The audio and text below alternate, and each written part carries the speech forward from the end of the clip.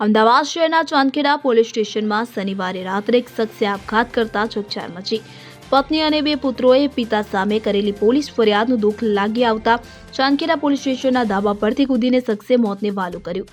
મહત્વનું છે કે પોલીસે આ ઘટના અંગે અકસ્માતે મોતનો ગુનો નોંધ્યો છે। ચાંદખેડામાં વેલજીભાઈના કુવા પાસે રહેતા સુરેશભાઈ બદાણીની શનિવારે બપોરે 12 વાગ્યાની આસપાસ તેમની પત્ની સાથે કોઈ પારિવારિક કારણોસર બોલાચાલી થઈ હતી। બોલાચાલી બાદ તેમના પુત્ર પિયુષભાઈએ તાત્કાલિક પોલીસ કંટ્રોલ રૂમમાં ફોન કરીને જાણ કરી હતી। આ પછી પોલીસની ટીમ તાત્કાલિક ઘટના સ્થળે પહોંચી હતી। ત્યાં સુરેશભાઈ સામે તેમના પત્ની અને બે પુત્રોએ ફરિયાદ નોંધાવી હતી। જે બાદ પોલીસ કર્મીઓ પરિવારના ચારેય સભ્યોને વધુ કાર્યવાહી માટે ચાંદખેડા પોલીસ સ્ટેશન લઈ આવ્યા હતા। એટલું જ નહીં, પોલીસ સ્ટેશનમાં પણ પતિ પત્ની અને બે પુત્રો વચ્ચે ફરીથી ઝઘડો થયો હતો। જે બાદ બંને પુત્રોએ તેના પિતા સુરેશભાઈ સામે ચાંદખેડા પોલીસ સ્ટેશનમાં ફરિયાદ નોંધાવી હતી। પુત્ર દ્વારા નોંધવામાં આવેલી આ ફરિયાદથી સુરેશભાઈને ભારે દુઃખ લાગી આવ્યું હતું। આ પછી સુરેશભાઈ અચાનક ચાંદખેડા પોલીસ સ્ટેશનના ધાબા પર ચડી ગયા હતા અને ત્યાંથી નીચે કૂદકો માર્યો હતો। જે બાદ પોલીસ કર્મીઓએ તાત્કાલિક સુરેશભાઈને સારવાર અર્થે હોસ્પિટલ ખસેડ્યા હતા, પરંતુ ગંભીર ઇજાઓને કારણે સારવાર દરમિયાન તેઓનું કરુણ મોત નીપજ્યું હતું। ઘટના અંગે ચાંદખેડા પોલીસે અકસ્માતે મોતનો ગુનો નોંધીને સમગ્ર મામલે વધુ તપાસ હાથ ધરી છે। ચાંદખેડા પોલીસ સ્ટેશન પરથી જંગલાવીને એક વ્યક્તિ આપઘાત કર્યો છે। સમગ્ર બનાવ શું હતો, શું હત્યામાં સામે આવ્યું? ગઈકાલે સાબરમતીની પીસીઆર રિક્વેસ્ટ છે, જેને સવારે 8 વાગે એક મેસેજ મળે છે। જે મેસેજ કરનાર છે પિયુષભાઈ સુરેશભાઈ બદાણી, જેનો મેસેજ કરેલ છે કે મારા પિતા ઘરે ઝઘડો તકરાર કરે છે। જે મેસેજ આધારે પીસીઆર 21 મેસેજ કરનાર પિયુષને તેમજ ઝઘડો કરનાર તેના ફાધર સુરેશભાઈ બદાણીને લઈ અને પોલીસ સ્ટેશન ખાતે આવે છે। મીનવાઇલ તેમના સુરેશભાઈના પત્ની અને મેસેજ કરનારના માતા ચંદ્રિકાબેન પણ પોસ્ટે ખાતે આવે છે। પોલીસ સ્ટેશન આવ્યા બાદ ઇન્વે જમાદારની સાથે એમની મુલાકાત થાય છે। ઇન્વે જમાદાર દ્વારા મેસેજ કરનારને બધી વિગતો પૂછવામાં આવે છે। તેમાં એવું જાણવામાં આવે છે કે તેના પિતા ઘરે અવારનવાર ઝઘડો તકરાર કરે છે અને હું મરી જઈશ એવું કહી અને પરિવારને વન ટાઈપ ઓફ હેરેસમેન્ટ કરે છે અને દબાણમાં રાખે છે। જે આધારે એમના પત્ની સાથે પૂછપરછ કરી, દીકરાની પૂછપરછ કરી, ત્યારબાદ પારિવારિક ઝઘડો હોય એ લોકો અંદર વાતચીત કરતા હતા। એ દરમિયાન અચાનક જ જે સુરેશભાઈ કરીને છે, જે સામાવાળા તેઓના પિતા, એને પોલીસના ટેબલ ઉપર પડેલ પેપર કટરનો જે પોકર હોય છે એ લઈ અને પોતાની જાતને ઈજા કરવાની કોશિશ કરેલ।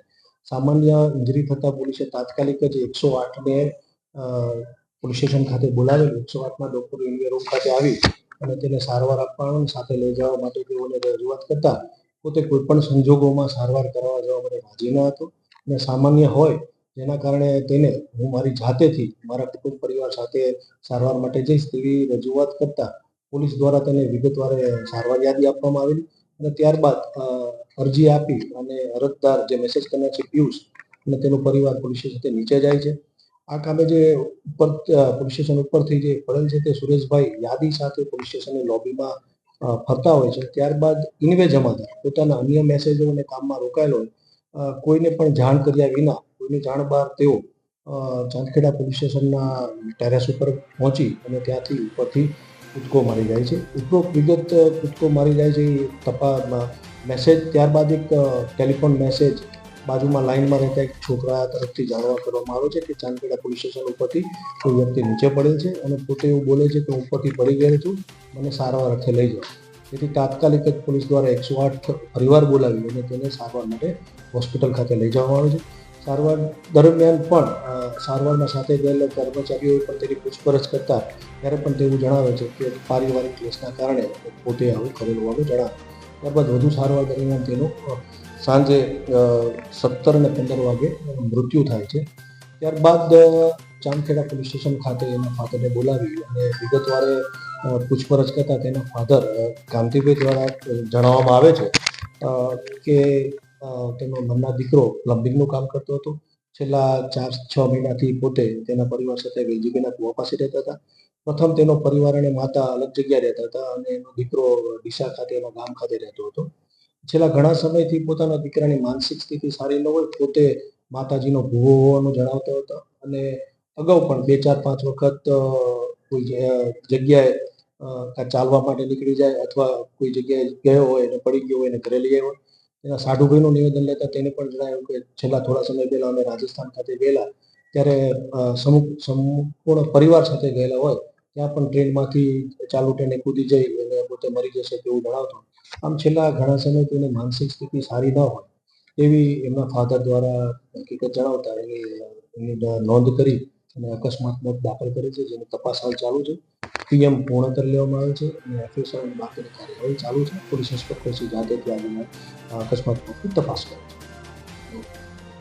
રુસ્તમ શેખ સાથે CN24 ન્યૂઝ અમદાવાદ. હવે જુઓ દેશ દુનિયાની તમામ ખબરો તમારી આંગળીના ટેરવે. ઉઠાવો મોબાઈલ અને ગૂગલ પ્લે સ્ટોર પરથી ડાઉનલોડ કરો અમારી CN24 ન્યૂઝ મોબાઈલ એપ.